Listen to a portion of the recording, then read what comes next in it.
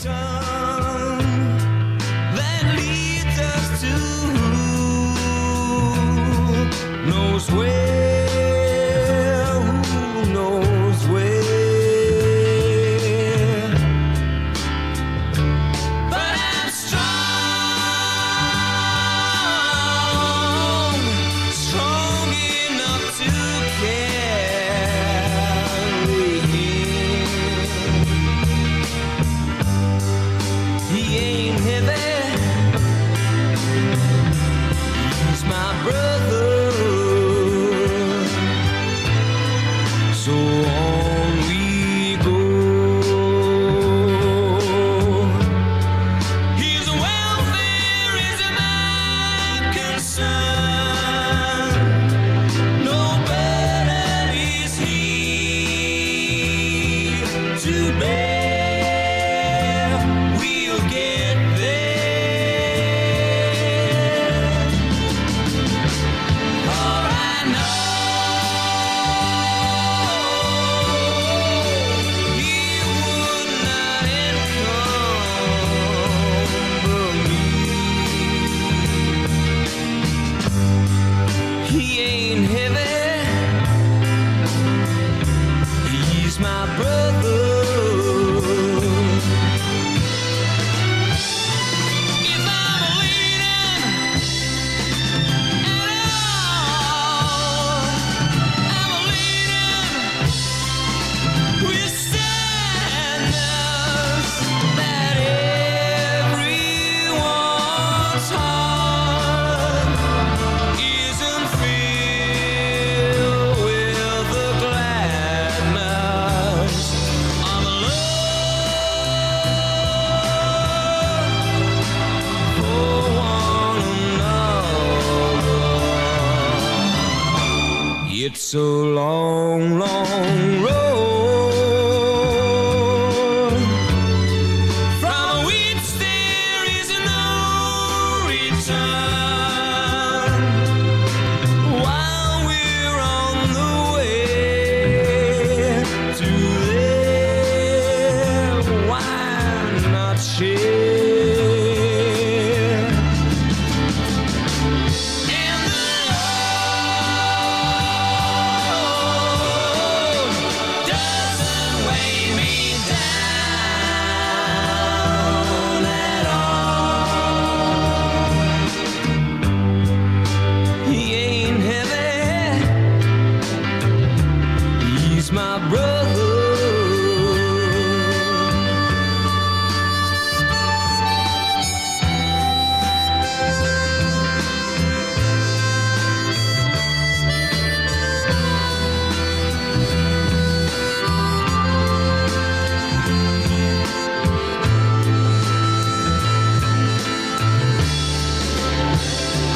He's my brother.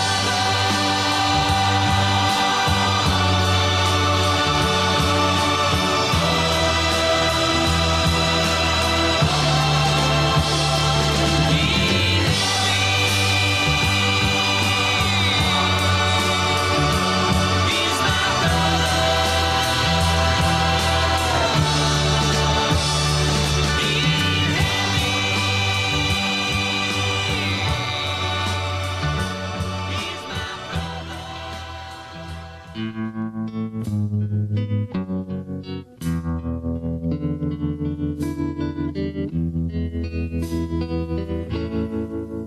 Does your mother tell you things long, long when I'm gone?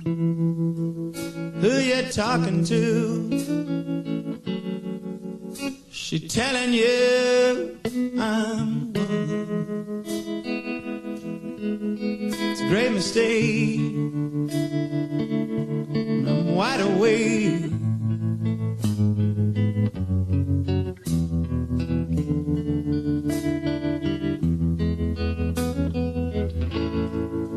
Drive-ins rain down, weatherman with fingers in the sky.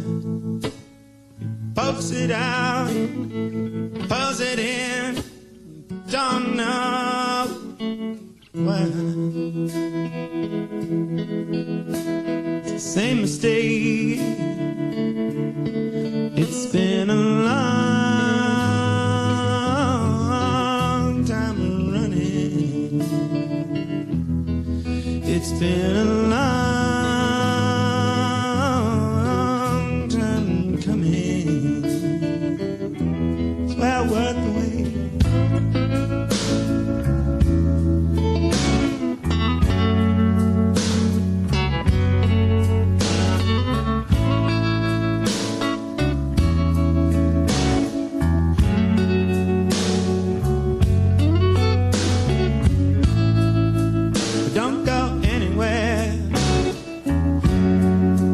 Just on trips,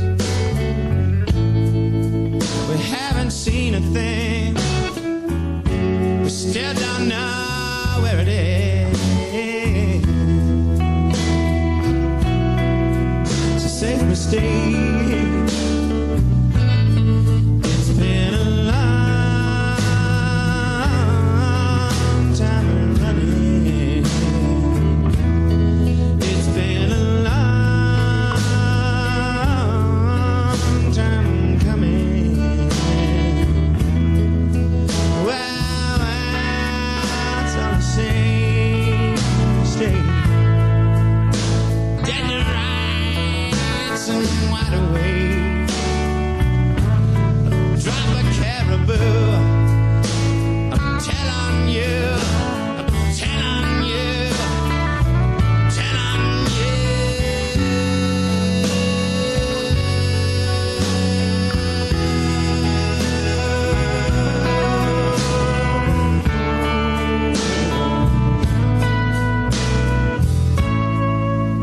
got a boatload of nerve. I would say you've been told. You work me against my friends, and you'll get left out in the cold. The same mistake. It's been a long time running. It's been a long time coming. It's been a long, long time running. It's well worth the wait. It's well worth the wait. It's well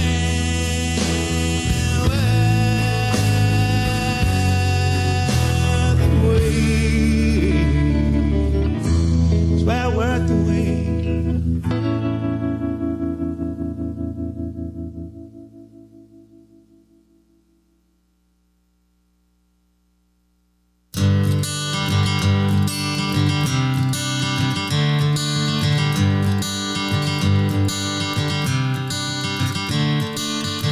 Another turning point, a fork stuck in the road. Time grabs you by the wrist, directs you where to go. So make the best of this test and don't ask why. It's not a question but a lesson learned in time.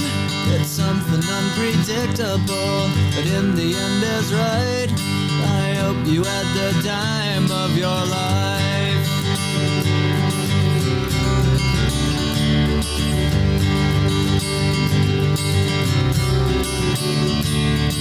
So take the photographs and still frames in your mind, hanging on a shelf in good health and good time.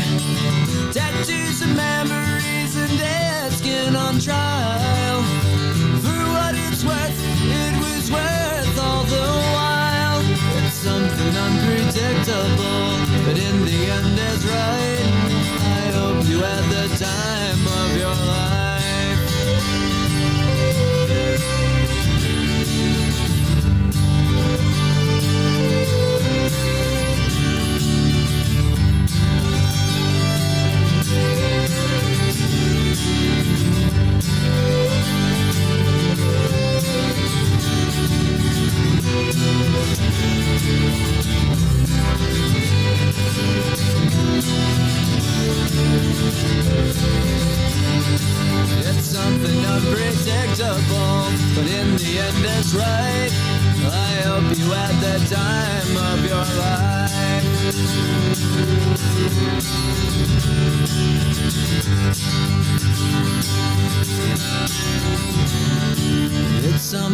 unpredictable, but in the end is right.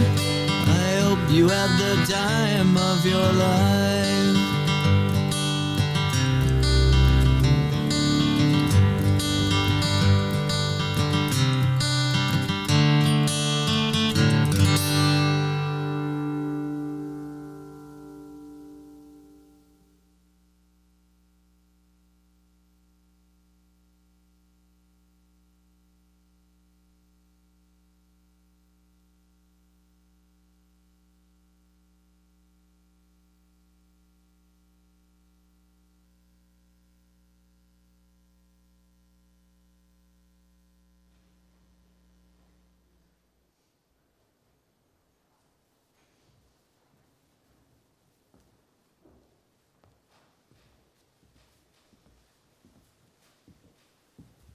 Good morning, and thank you for being here for the family today. We'd like to thank Trinity United Church for opening their doors so that family and friends could gather to celebrate and reflect on David's life. Thank you to all the family and friends who are here to support one another. Let's open our service with a word of prayer as we say the Lord's Prayer together. Our Father, who art in heaven, hallowed be thy name. Thy kingdom come. Thy will be done on earth as it is in heaven. Give us this day our daily bread, and forgive us our trespasses, as we forgive those who trespass against us. And lead us not into temptation, but deliver us from evil. For thine is the kingdom, the power and the glory, forever and ever. Amen.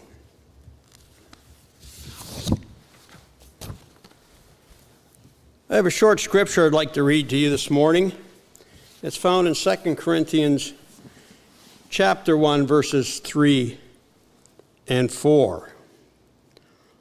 All praise to the God and Father of our Master Jesus the Messiah, Father of all mercy, God of all healing counsel. He comes alongside us when we go through hard times, and before you know it, he brings us alongside one another who is going through hard times so that we can be there for that person, just as God was there for us. When God whispered your name, that's when everything changed. Keith Urban, the artist that sings this song, says that the words of the song spoke to him at a time in his life when he needed clarity for his life. When God whispered to David, "It is time," everything changed in the lives of the family and friends gathered here today. Why people like David are taken from family and friends when they are in the prime of their life can only be answered by saying, we don't know why, we don't understand. And that is true. In the coming days, months, years, when you talk about David, there will be tears, but there will also be smiles when you talk about him, and both are okay. The scripture that was read tells us that we are not alone. God is alongside us as we go through this time.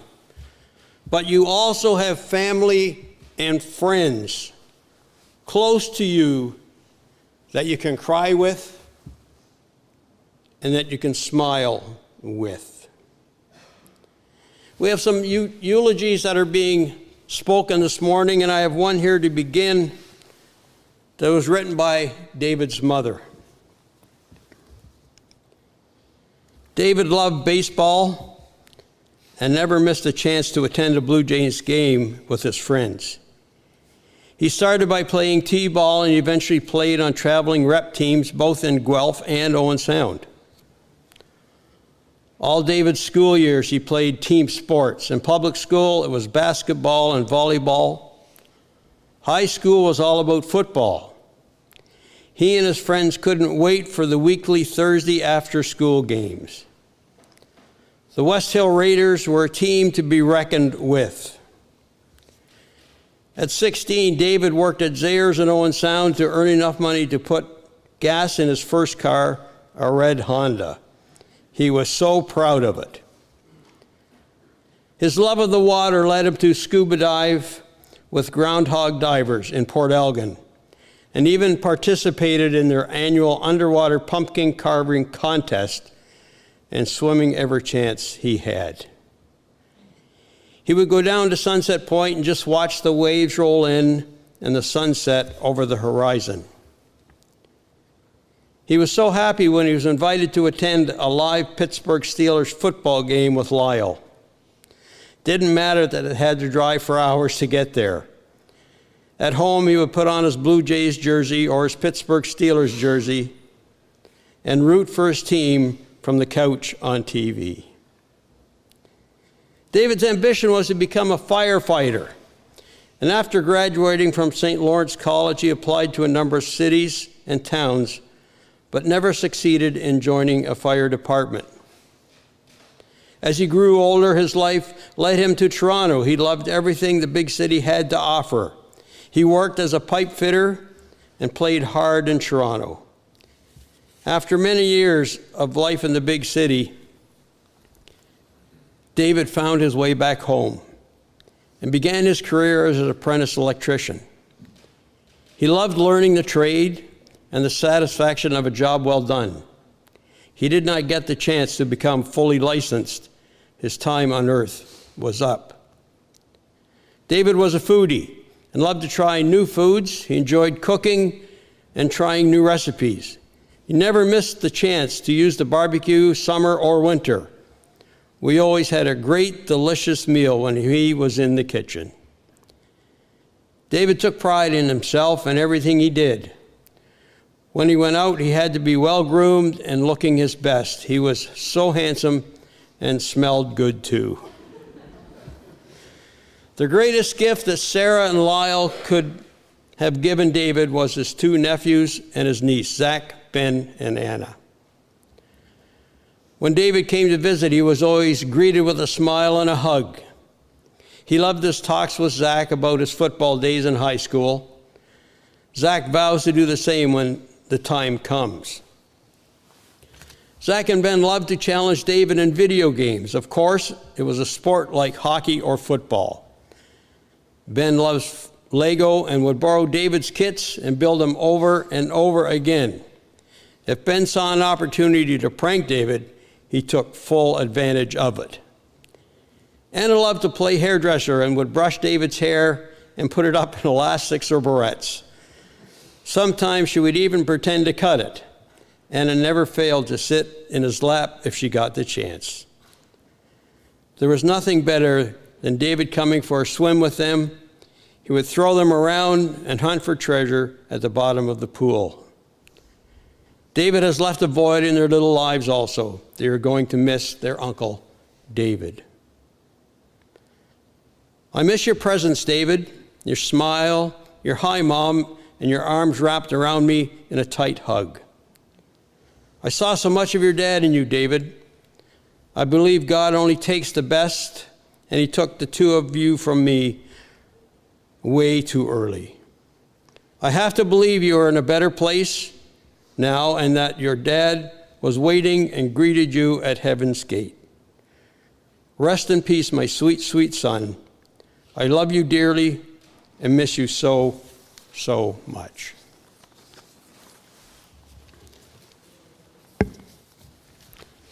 Sarah, would the kids like to come?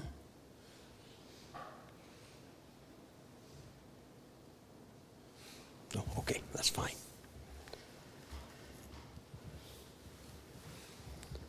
I'd like to ask Chris if he would come now and say a few words for us. Chris?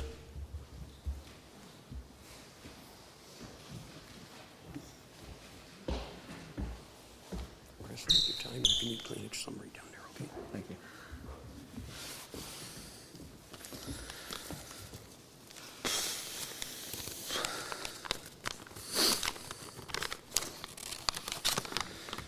I think I've seen that slideshow now 5 or 6 times and keeps bringing back more and more memories. I'm going to put this hat on. This is the last one I took from his room. I was his annoying little brother. Every time I went into his room, if there was a half bottle of cologne, it'd be in my bag, gone the next day. He had matching hats. He knew as soon as I saw it, he looked at me and, yeah, you can have it. I was reading through the funeral home website and the memories and the beautiful words, TJ, Josh, all the family and friends. There was a common theme, common word, infectious. That was Dave Bide to a T. Smile, his laugh, personality.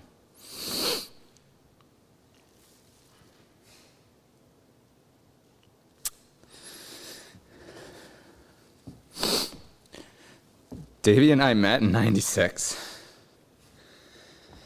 He was the city slicker from Guelph, coming to play on our Owen Sound ball team. In true Dave Bide fashion, had all the best stuff. Matching cleats to batting gloves, eye black that, wouldn't drip at all, perfectly straight all the time. Never got dirty, even in football. After seeing those pictures again, he'd wear the white long sleeve underneath his football equipment, but he'd come off at the end of the game and still be white, and he'd be happy.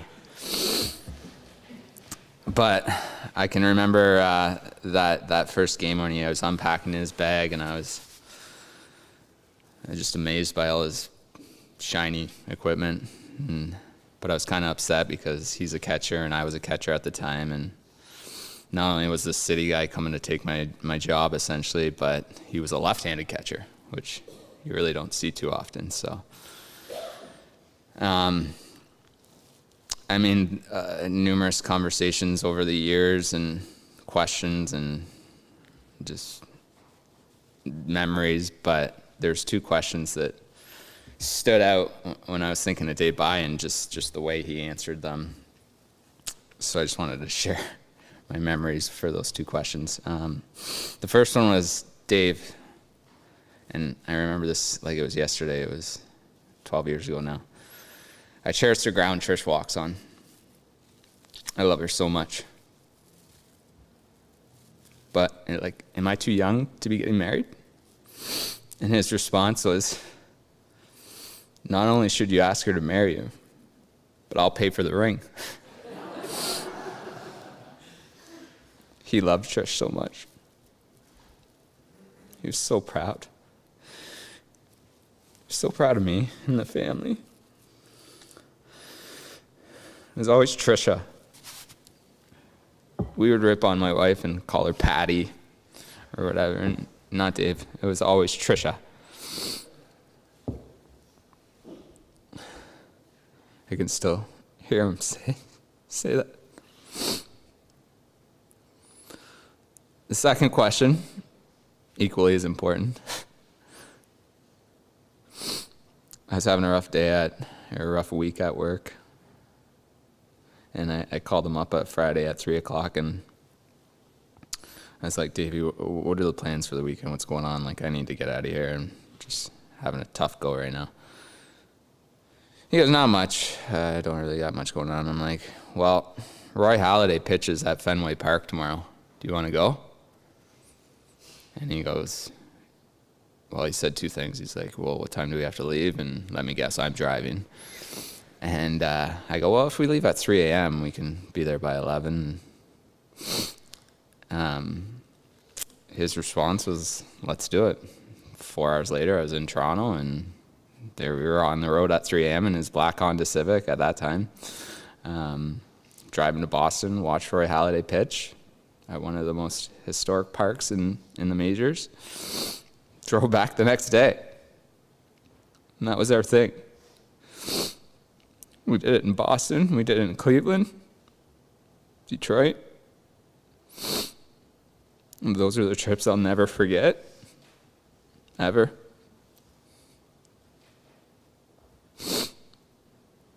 such great memories.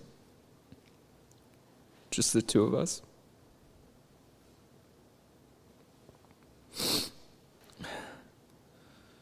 I didn't get any laughs. That was equally as important as the proposal. I mean, there's just so many memories and stories, but we all know Dave Bai's personal hygiene was a 12 out of 10.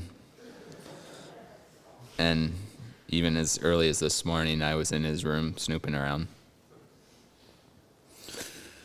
And I can remember Toronto trips. I wouldn't even bring a bathroom bag because I'd get there and I'd snoop through his top drawer and he'd have 12 colognes. Every time a cologne bottle gets half empty, he buys a new one. And then he expects when I come, I take that half empty one and take it home. So often I'd have a bathroom bag full by the time I left Toronto to go back home with. So, and then the other, this one should get a bit of a laugh, but 4th Ave, I'm sure everyone remembers his waterbed. And, you know, him, just the waterbed, you know, the girls are going to love the waterbed. And I remember saying, like, yeah, you're probably right, Dave, but, like, what are they going to think of all the Star Wars figurines around your room?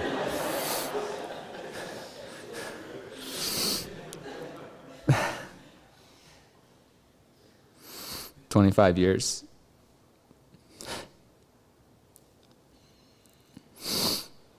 Most caring, thoughtful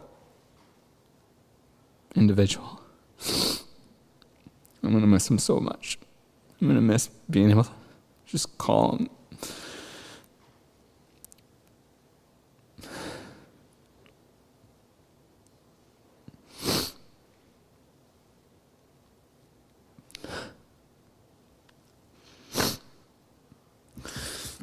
It felt like it.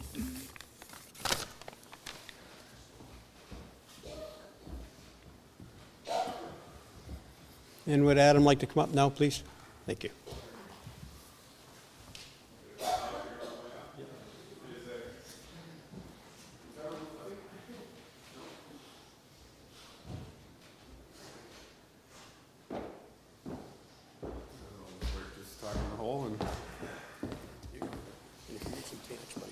No, hell, I'm gonna cry anyway. What does it matter?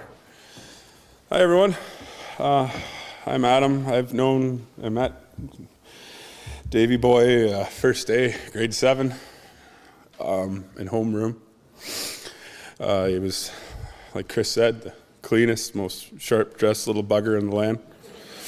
And I showed up, ragtaggy, and basically whatever the hell I had sitting on the ground. Sorry about the hell. You're getting a few of those. Sorry, it is what it is. So anyway,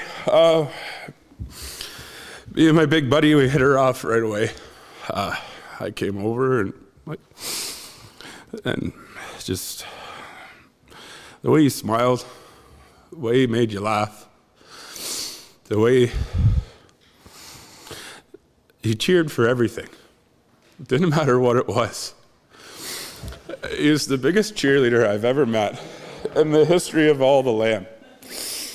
Like, I hired him when he came back to town to do the electrical, and I took him to a rock quarry, which is a terrible decision. But I took him there, and we're working on this saw, and I can't figure it out for the life of me. And Dave's never seen anything like it. He called it spaghetti, and there was spaghetti everywhere. That's what he called the wires. And I look at him, and I'm like, man, I'll get her. And he goes, I know, big dog, you got this. And I'm like, and I went out for a smoke, and I went to him like, Davey, I don't think I got this. He was like, oh, you'll get her. I'll be fine. Anyway, lo and behold, we did get it. It's pretty amazing. Anyway, holy. I had a speech written like 4 times, and none of it made any sense to me. I couldn't get out what I wanted to say. I love that bugger more than anything, and I'm devastated of the last things that I said to him. And I'm gonna have to live with that for the rest of my life, and I really wish I could have seen him. But anywho, boy, I'm really crying here. Anyway. Buddy, I love you. You're the best there ever was. I hate the Steelers. Absolutely despise the Steelers. Sorry, Lyle. Sorry, guys. I do. I can't stand them. He knew that. We would chirp back and forth before any football game. But if our team lost, we wouldn't chirp after that. And if I can promise him anything, I'll do my best to make fun of Chris Carrier while I still have a breath in my body. And those bikes are for you out there, buddy. The training wheels, and you're not big enough for the Spider-Man one. I said that to be nice to you. You're not. Eddie, you're an amazing mother. He loved you. I loved you. I had a tough time when I was younger, and I needed a place to go. And you guys opened your doors to me. I don't know. I'm really rambling here. But anyway, I'm doing my best here, and I love you, buddy. I'm gonna bail after that one. So anyway, Davey. Here you go, fella.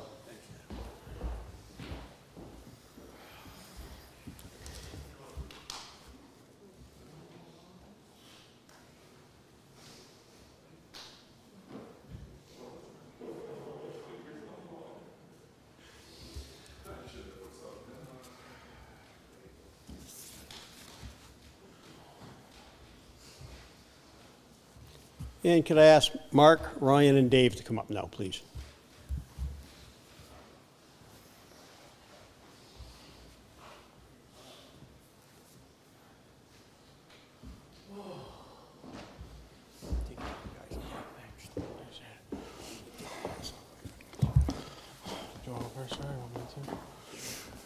Hi, everyone. Gillen wrote down something here, but he can't bring himself to read it, so I'm going to try my best too. I haven't read it yet, so I apologize if I fumble a little bit. Davey. Davey and I met in 1992, 24 years ago. 97. Sorry. I need to zoom in. 24 years ago. I can't even tell you how our friendship began because it was just seamless. All of a sudden, we were just great friends.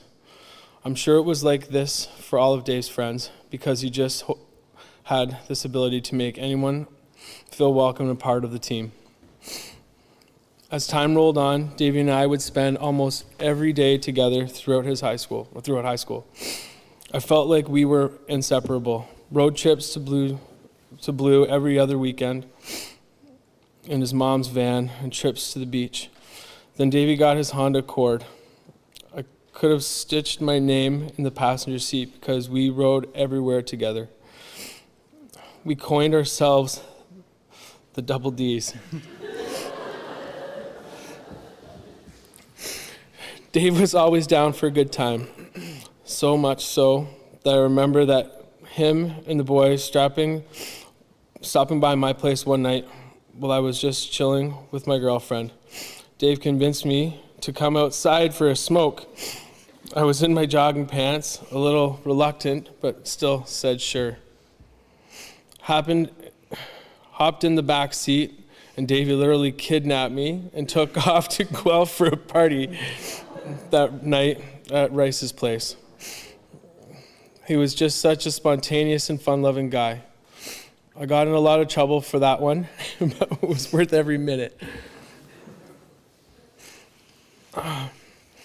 After Dave finished firefighters college, he moved to Toronto. I moved to Barrie to go to school. I was eventually riding solo, living in Barrie by myself. Dave made it his mission to come and see me every weekend, knowing that I was on my own, basically. He always wanted to impose a smile on others. He pulled me out of some dark times throughout our decade plus of living in Toronto as well.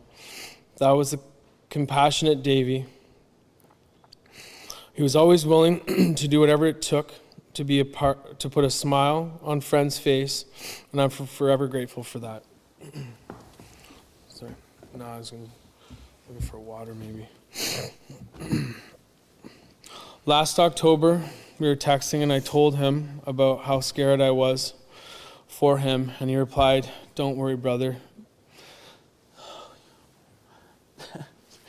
Double D's never die." You could have warned me about that one. He was right.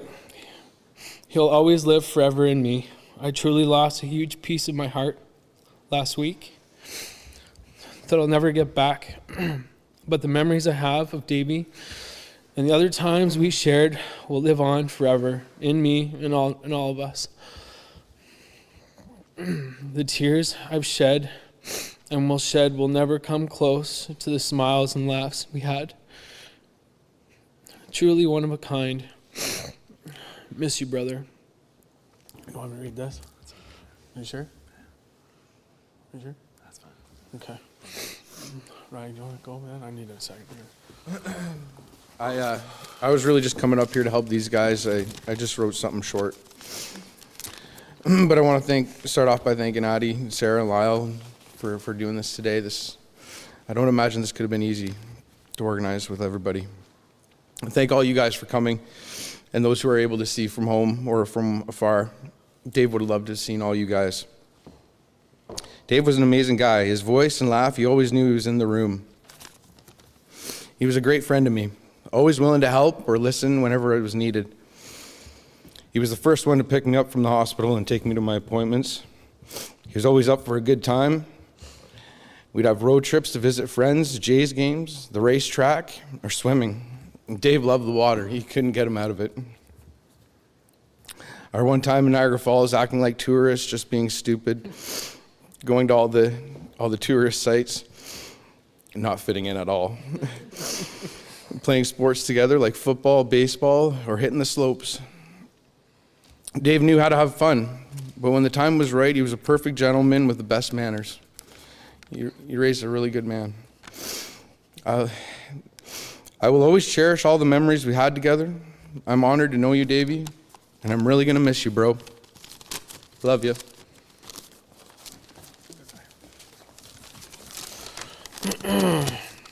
Again, I'm going to apologize in advance for this. Good morning, everyone. I'm Mark. I'm one of Dave's many close friends. His brother. I really want to thank everyone for coming today and from viewing from home, or even some people are still at work watching this. I don't know if I could do that. It really means a lot. I also want to thank Chris and Adam and these boys for coming up and sharing some words. It would have meant the world to Dave. So thank you. I'll say thanks for him.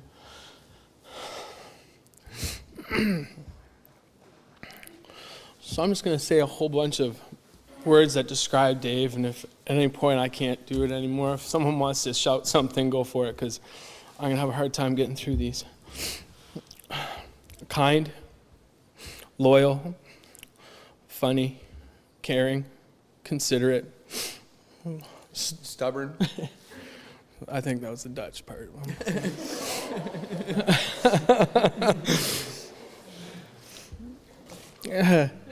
Sincere.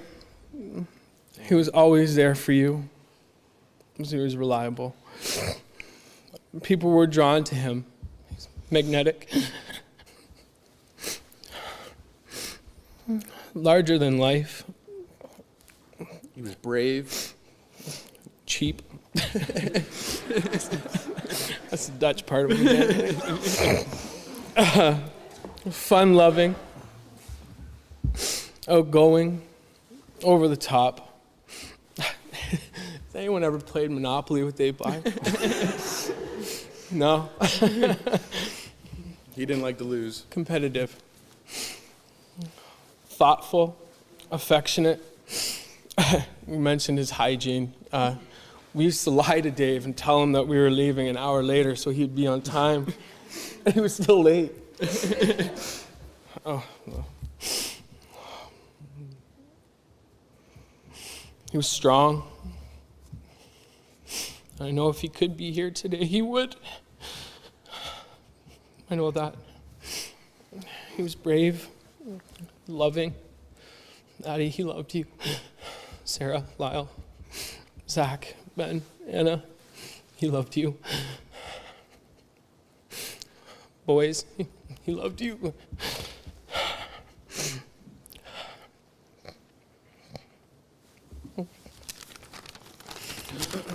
Davey, thank you. Thank you for being all of these things. So many more.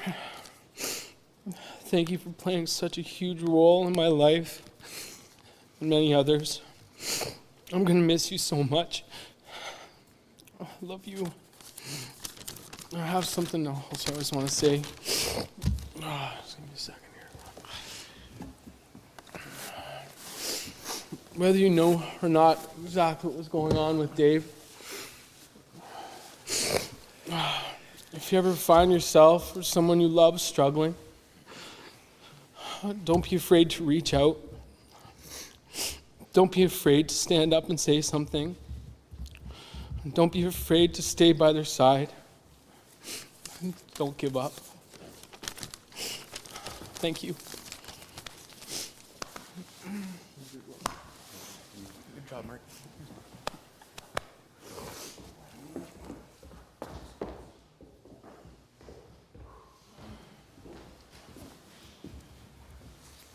Now, the family has also asked that if there's anyone else that would like to say something, that they can come to the front now and say about David. They would like you to do that now if you would like to. Anybody that'd like to come?